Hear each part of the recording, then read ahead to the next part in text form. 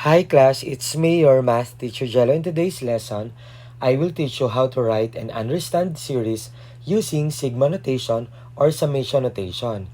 So let's get started.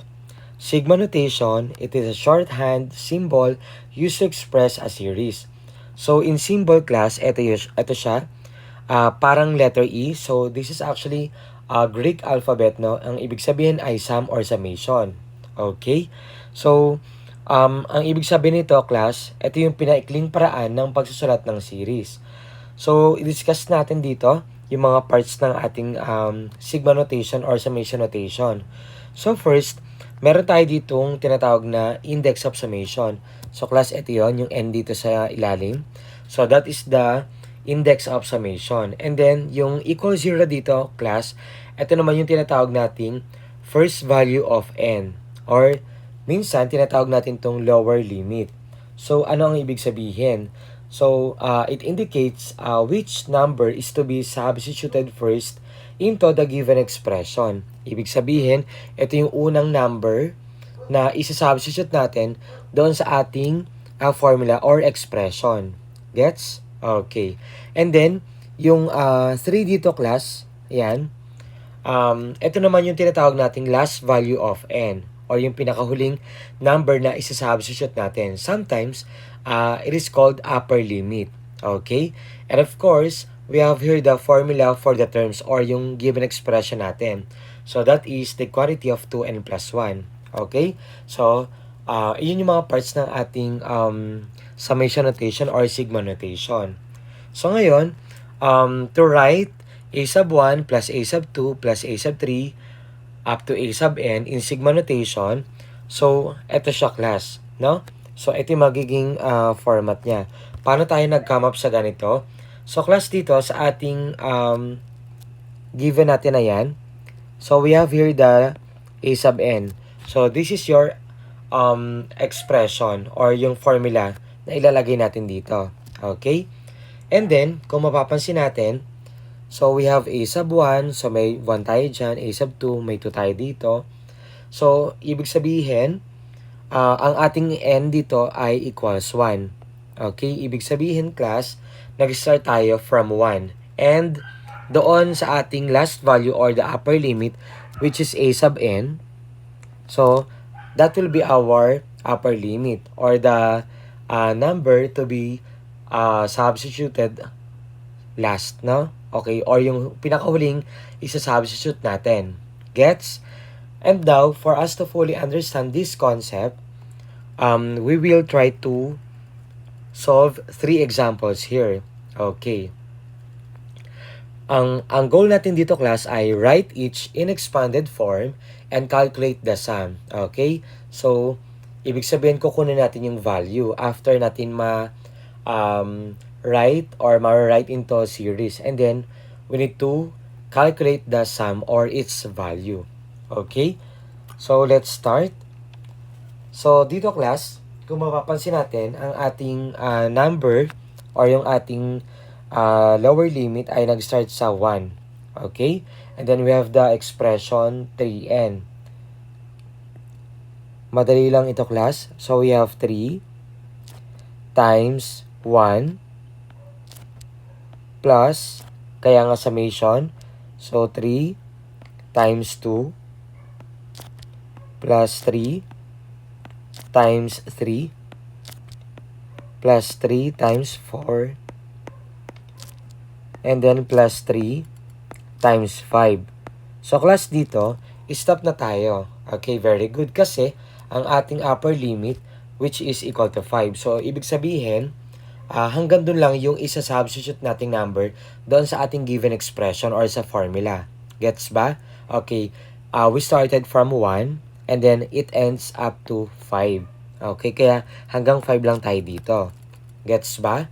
Okay. And then, i-simplify natin to class. So, 3 times 1 equals 3 plus 3 times 2 equals 6 plus 3 times 3 equals 9 plus 3 times 4 equals 12. Plus 3 times 5 equals 15. Okay? Ngayon, class, kung mapapansin natin, yung 3 plus 6 plus 9 plus 12 plus 15, ito yung ating series, di ba? Sabi natin sa series, it is the indicated sum of the terms of a sequence. Okay? Naintindihan ba, class? So now, ika-calculate natin yung sum nito, no? Okay. So we have 3 plus 6, that is equal to 9, plus 9, 18, plus 12, we have 30, plus 15, so we come up with 45. Naunawaan ba? So, meaning, ang ating value dito ay 45. So, ganun lang kasimple. Okay? So, now, let's answer the second example. So, by the way, class, I forgot. So, binabasa pala natin ito. Okay? The summation of 2n plus 1 from n equals 0 up to 3. Okay, again, the summation of 2n plus 1 from n equals 0 up to n equals 3. So, ganun natin siya binabasa. Okay? Likewise, the summation of a sub n from n equals 1 up to n. So, ganun siya binabasa. Gets ba? Okay. So, here, the summation of 2n plus 1 from n equals 0 up to n equals 3. Okay. So, class, same procedure lang nang ginawa natin to sa number 1. Okay, so we have equals, mag-start na tayo sa 0 and it ends up to 3, no? Okay. So, class dito, gamit tayo ng bracket. So, we have 2 times 0. Okay, very good kasi nag-start tayo ng 0 plus 1. Okay. So, class, does it make sense to put the bracket? Yes, it makes sense, no? Kasi dito, we have two terms in our expression. Okay? So, plus, ulitin lang ulit natin yan. Plus 2 times 1 plus 1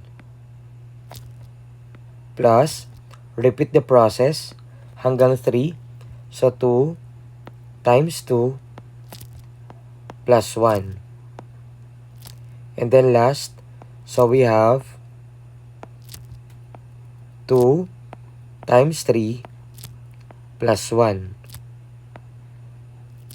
Okay? So, ngayon, isi-simplify natin to, class. Gets ba? 2 times 0, that is equal to 0, plus 1. And then 2 times 1, that is equal to 2, plus 1. Plus 2 times 2, that is equal to 4, plus 1. And then last, we have 2 times 3, that is equal to 6, plus 1. So, class, step-by-step process kong tinuturo sa inyo para mas maunawaan nyo. Okay? So, 0 plus 1, that is equal to 1, of course. Plus 2 plus 1, 3. Plus 4 plus 1 equals 5. Plus 6 plus 1 equals 7. Okay? So, ito yung ating series, no? So, now, i-calculate natin yung sum ng ating given. So, 1 plus 3, that is equal to 4, plus 5 equals 9 plus 7. So, we have 16. Gets? Okay. So, this is the answer. Now, moving on sa ating last example. So, we have the summation of the quantity 1 minus 2n square from n equals 3 up to n equals 5. Okay. So, ganun lang. Same lang ng procedure yung ginawa natin. Okay, so first, susulat ko muna to yung given natin. So, gaya nga ng sinabi ko kanina, gagamit tayo dito ng bracket. So, we have I-plug in lang natin yan, class. So we have 1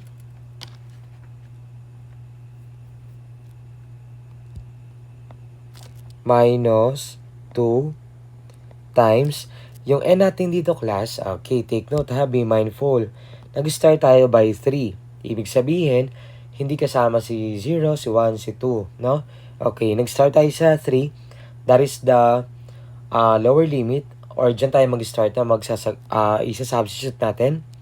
So, 3 yan. Close, raised to 2. Okay. Plus, repeat the process. 1 minus 2 times 4 close raised to 2 plus 1 minus 2 times 5. So, class, hanggang 5 lang tayo kasi ang ating upper limit ay hanggang 5 lang. Okay? Gets ba? Okay, next, isimplify muna natin yan. So, parenthesis. So, magpe-PEMDAS rule tayo dito. So, first, isimplify muna natin inside the bracket. So, we have 1 minus 2 times 3, that is equal to 6. Close square. Plus 1 minus 2 times 4, 8. Square. Do not forget the exponent.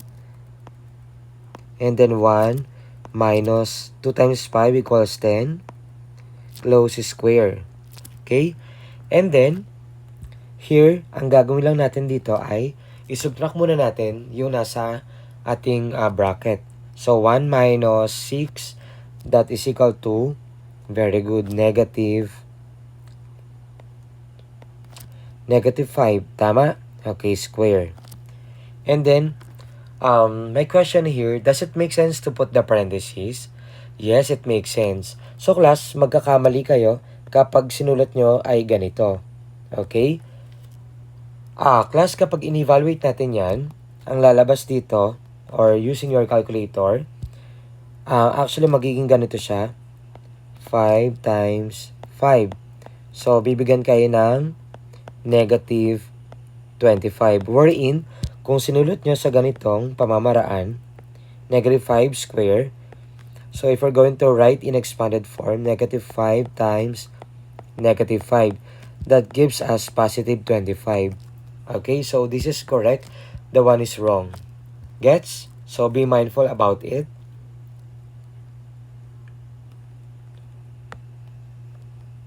Naintindihan ba, class? Okay. So, we have next, 1 minus 8, that is equal to negative 7 raised to the second power plus 1 minus 10, that is equal to negative 9 raised to the second power. And then, isimplify natin yan, negative 5 square, that is actually equal to, very good. So, we have positive 25, no? Kasi negative 5 times negative 5, that is positive 25. Plus, negative 7 times negative 7, positive 49.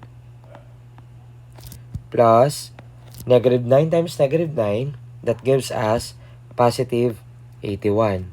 And then, kunin natin yung summation natin, no? Okay.